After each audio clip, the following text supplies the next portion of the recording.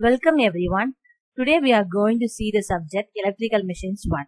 We have two parts in electrical machines in EEE subjects.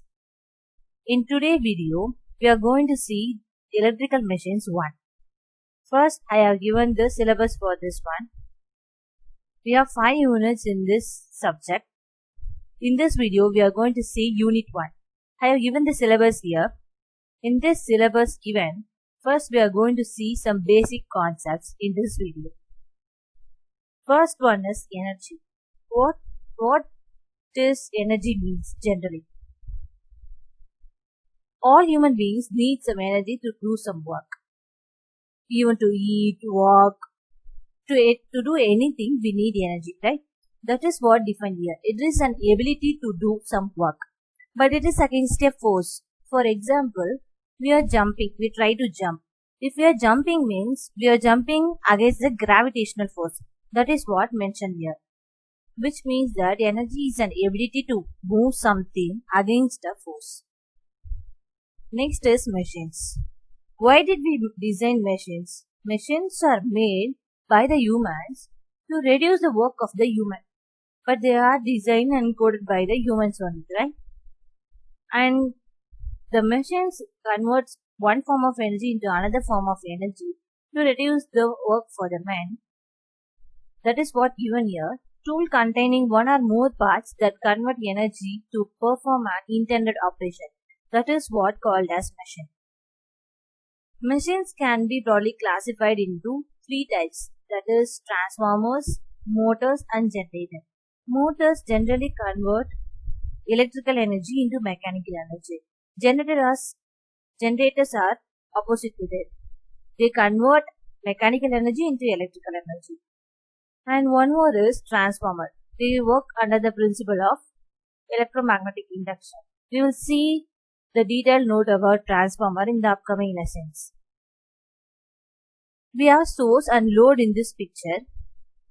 Why should we have source here? Why can't the machine work by itself? The machine can't work by itself because the machine has to be fed by the source, then only it will work. So that we have added a source and load both here. In between the source and load, any 3 of these can be happen. That is, the energy can be dissipated between the source and load in the form of heat also, or it may be stored in the form of kinetic energy or potential energy, or it may be transformed to another form of energy before it is fed to the load. Next, let's see some terminologies in electromagnetic system. First one is magnetic field. I will give you an example for a magnetic field in light. We have a magnet.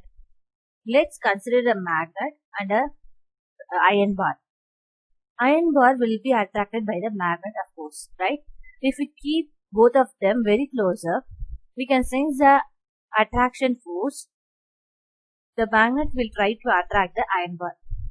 If we take the iron bar away from the magnet, the attraction force will be reduced. Beyond some range, the attraction force will become 0. So around the magnet, to the particular area, we send some attraction force, which is nothing but the magnetic force. That is what called as magnetic field. That is given here. The definition of magnetic field is, it is the area around a magnet in which there is a magnetic force. And that magnetic field is created by moving electric charges. The direction of the magnetic field is similar to the direction of the magnetic flux lines. That is shown in the figure. Each magnets have both poles, north and south poles. Magnetic flux lines start from north and ends at south.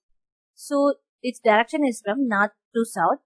Magnetic field also follows the same direction, that is from north to south. We can see the magnetic flux lines using the iron fillings. It is an experiment which we have seen in our lower classes itself. And where and all we can sense the magnetic fields.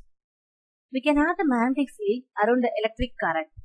See this figure, there is a conductor and a current is passing through that conductor.